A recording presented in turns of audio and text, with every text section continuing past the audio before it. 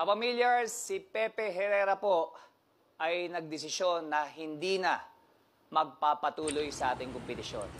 Pepe Herrera, formal lang nagpaalam sa Your Face Sounds Familiar para tutukan ang kanyang emotional journey o personal na pinagdadaanan sa sarili. Isang nakakabagbag damdaming anunsyo ang ibinahagi kamakailan tungkol sa aktor-komedyanteng si Pepe Herrera. Matapos niyang formal na magpaalam sa programang Your Face Sounds Familiar upang pagtuunan ng pansin ang kanyang emotional health. Kinumpirma mismo ng actor-comedian na pansamantala munang iiwan ni Pepe ang programa dahil sa personal na laban na kinakaharap niya. Ayon din sa mga malalapit sa aktor, nais muna nitong bigyan ng espasyo at panahon ng sarili para sa pahinga at paggaling. Isang hakbang na sinusuportahan ng maraming netizen at kasamahan niya sa industriya.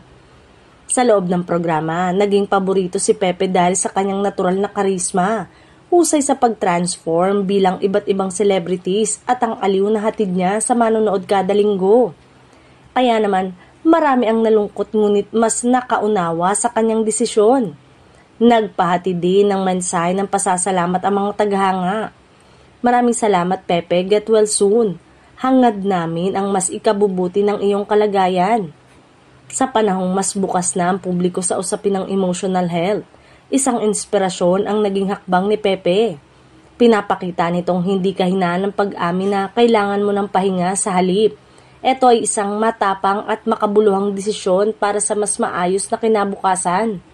Patuloy namang umaasa ang mga fans na makakabalik si Pepe sa telebisyon kapag siya ay handa na.